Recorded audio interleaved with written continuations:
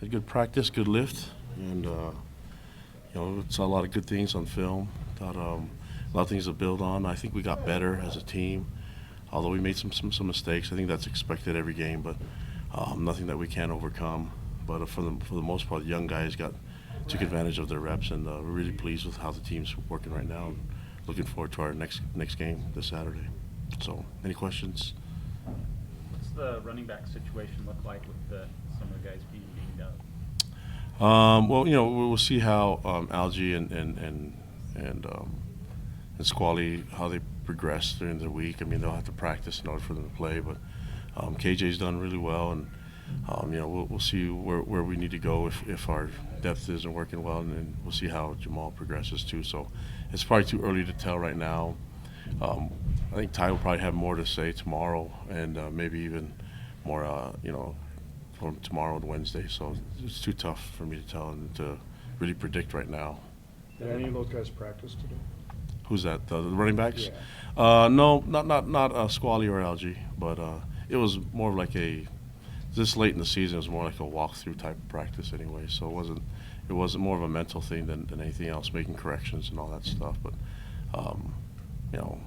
we've had guys not practice on Monday and be fine on the next day. So I think we try to take advantage of the recovery time, especially the time that we had the game ending.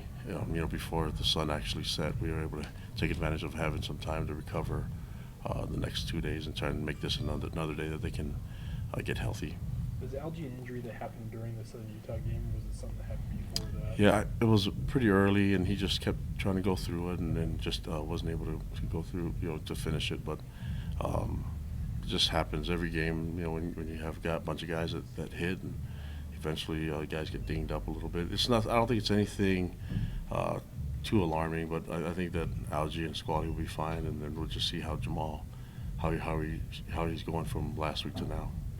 You credited SUU's defensive front for doing some good things. Mm-hmm. Were you displeased with how the offensive line did? Because it seemed like at times they weren't able to get much of a push or able to open up a lot of holes. Well, not a lot of people did get a push on this defensive line for a long time. I mean, it's I think them being so stout in the run, we had to find other ways to move the ball, and throwing the ball was something that was probably a little bit more effective, especially with how much they're stuffing the run, and they were doing a lot of different things up front as far as pinching the gaps and basically baiting us into throwing the ball, and so we had to respond with the throw. I thought we did enough with the run to make them keep them honest, but I don't think there's anything that was overpowering.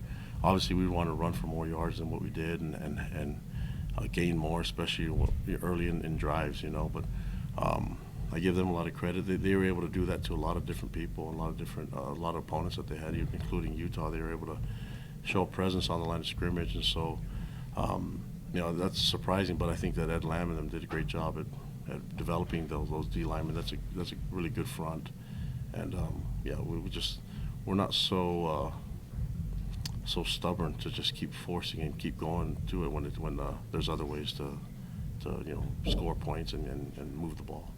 How surprised have you been at the way Corbin Kafusi has adjusted to returning to football?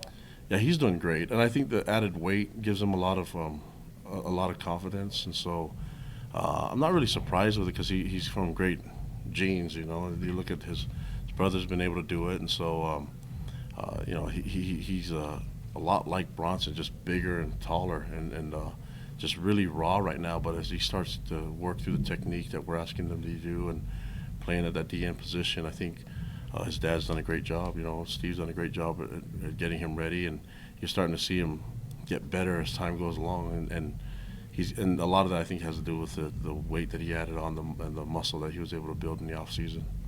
Do you anticipate having Butch back this week?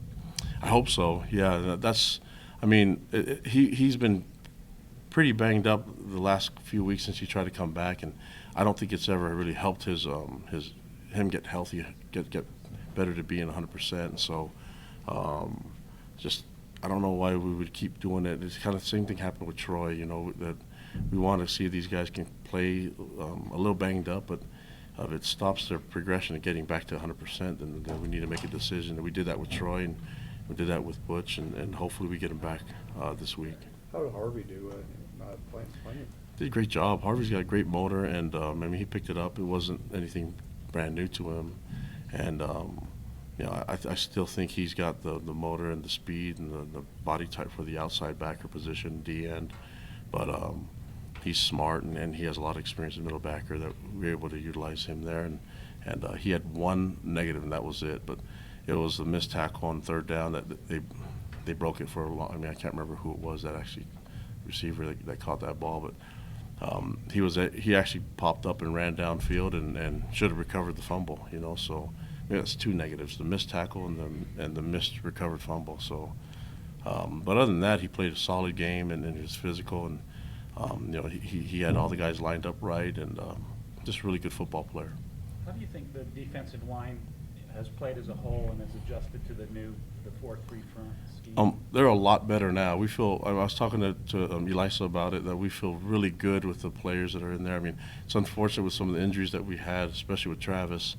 But just seeing these guys just buy into the technique that we're asking them to do, and it's starting to become a lot more comfortable for them, you know. And you're seeing it in the way that they're closing the gaps in the run game. It's been inconsistent a little bit earlier in the season, but I think now it's almost become like a natural thing for them, and it just took all that time and all that game time for them to get it, because I mean, we had a lot of young guys too. So I'm really excited about the future with the D tackle position.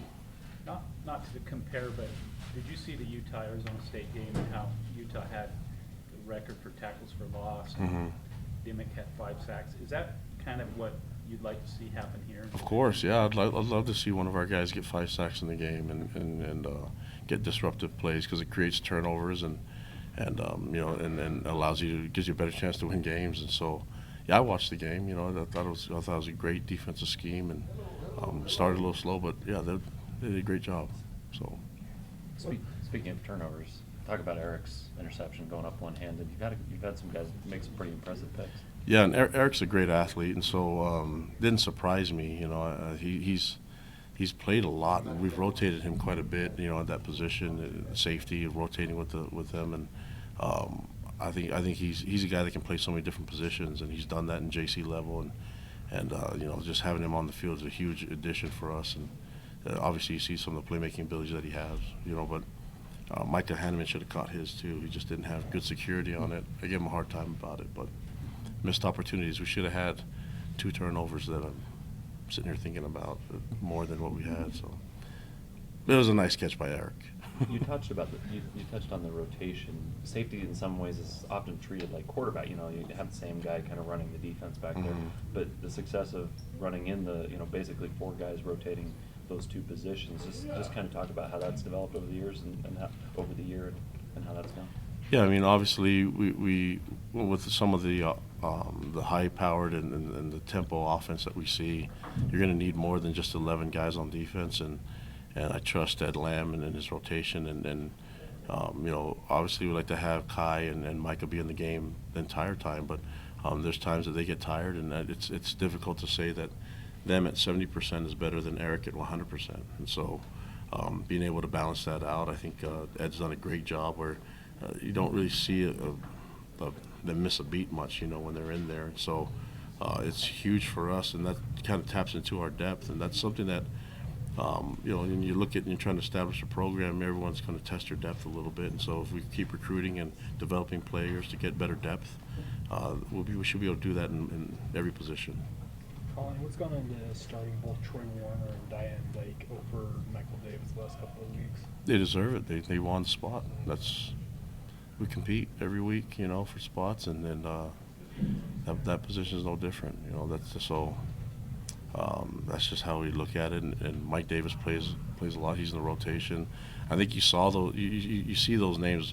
It's always been Troy Warner, Mike Davis, Diane Lake. We saw Mike Shelton this last weekend. He's finally been healthy, you know, 100%.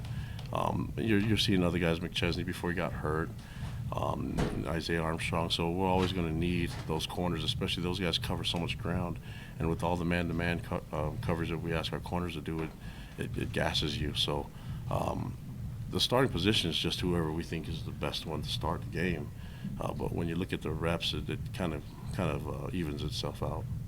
being now bowl eligible, do you care at all about who you play? I know there's a small possibility it could be a rematch with Boise. No, I don't care. I mean, just trying to. I think that's like so far away from now. I'm glad that we can make plans for San Diego, and we're excited about the game on the 21st in December. But other than that, the opponents, we'll just respect the whole process of the season, meaning focusing on UMass right now, and you know, just going from there. But it's good to know that that's the date that we're going to, and that whoever we face, I'm sure there'll be a quality opponent. And I know there's some of the names out there, but we'll be honored to play all of them. What do you know about UMass? Well, they've been inconsistent a lot of the season. I mean, you saw them play some close games, and they've been able to actually score some points. And you know, they played some good teams. So I think they had an extra week to prepare for us, and that's always dangerous, especially dealing with gadgets and trick plays and stuff like that. And they had nothing to lose. They're coming to our place and playing our home, and they have nothing to lose other than just trying to play the best they can. And so we'll have to be ready. You know, we'll have to expect their best shot. And just like last week, we have something motivated to play for, which means build off of this season, another opportunity for us to be at home and playing at noon. So we're excited about it. It's a first-time matchup. Do you like these first-time games against an opponent you guys aren't familiar with? I mean, we're a first-time matchup for everybody with our scheme and everything. So I mean, it's just part of the game and part of what college football it happens. You know, you have a turnover in coaches and jobs and things like that, and so schemes are going to change. But when it comes down to it, the fundamentals of football should be the same. And so we're focusing on the simple things, tackling better. I think we got better at tackling and blocking better, and all the fundamental parts that we can handle. I mentioned it before, just really happy with the way that the passing game's gone. You know, looking at the routes are a lot crisper, and the timing of the throws are a lot better, the protection's better. So obviously, like to see that happen from game one, but I like where it's sitting right now, regardless of who was throwing the ball. We were pretty accurate. I think Jason had a good completion percentage, and so did Tanner. I mean, Tanner had to shake off the rust, and then I think he made 10 in a row. So, and then he tried to show off his run game too. So, I think he's hoping that he can get some QB run game in there a little bit. We'll think about it. Last question. None? All right. Appreciate you guys. Thank you. Olivier, question.